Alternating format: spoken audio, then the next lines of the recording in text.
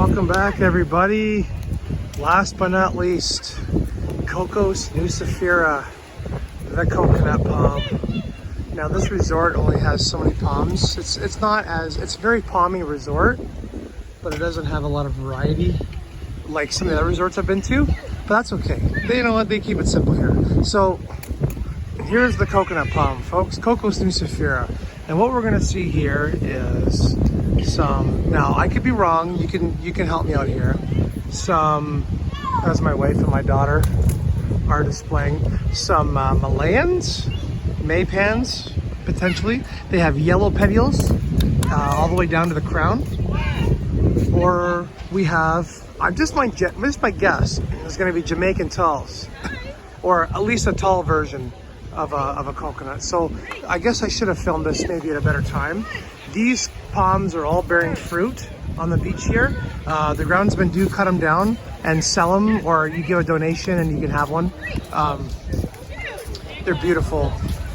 And in my opinion, unless you're in somewhere that has coconuts that are bearing fruit 24/7, 365, well then you're not down south far enough. So you want to see coconuts, you want to see palm trees, you got to come down to the Lesser Antilles, the Caribbean, all of the above. Maybe even the Keys, I guess, but even still gets kind of chilly there. So you want to come down somewhere that's nice and hot. So for me, I prefer Jamaica, been Dominican, been Cuba. Maybe someday we'll go a little bit further south than that, maybe Costa Rica, but I love Jamaica. This is like my second home now. So these palms, as you can see, are in beach sand, no irrigation. These ones only get rainwater. So obviously these guys do a lot differently than the ones that are further up in the resort. The ones that you see in the resort here, these ones all get irrigation. So they all have a little bit of a different situation, but they all get the same weather, they get the same sun, and the same rainwater. But you can see these guys are all doing pretty well. I'm not sure how long they've been here. This resort's been revamped. So a lot of these palms that you see right here, you see all the crowns? I don't know if let me see if I can show you. A lot of these crowns, here's a good example right here. The top of these crowns, the top of the fronds have been cut.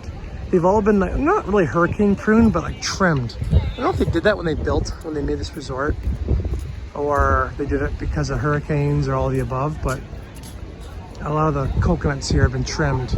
So a lot of the Malayans and the Maypens have been. So I'm not 100% sure why. But anyway, they're all doing really well here. Of course, they should do well here. It's beautiful. We're in northern Jamaica. Southern Jamaica, by the way, is not that far away. But anyway, okay, so now my wife and my daughter's gone, so I got the conch to myself here. But anyway, so these guys don't get any irrigation, just whatever they can find in the sand and whatever they get from rain. So there's a kind of a difference. I tried this experiment last year.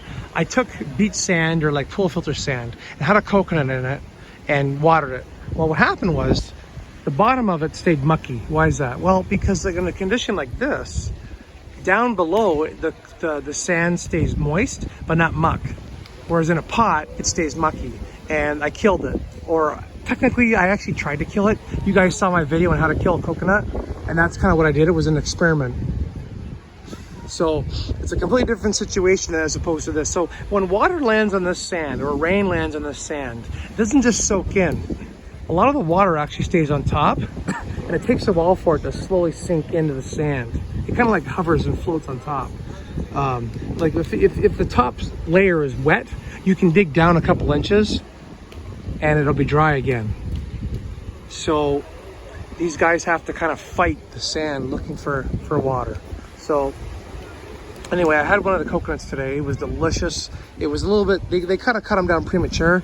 That way people here don't get hit, but that's fine. The coconut water was still delicious. So anyway, guys, Cocos nucifera, they all bear fruit down here. They just cut them down whenever they get too big. Beautiful palms. If you're not somewhere that has coconut palms, then you have not gone far enough south to really have a beautiful vacation. Guaranteed hot weather, no frost, no such thing as frost here, man. Always delightful. Here's my wife and my daughter, Audrina, just enjoying the sand.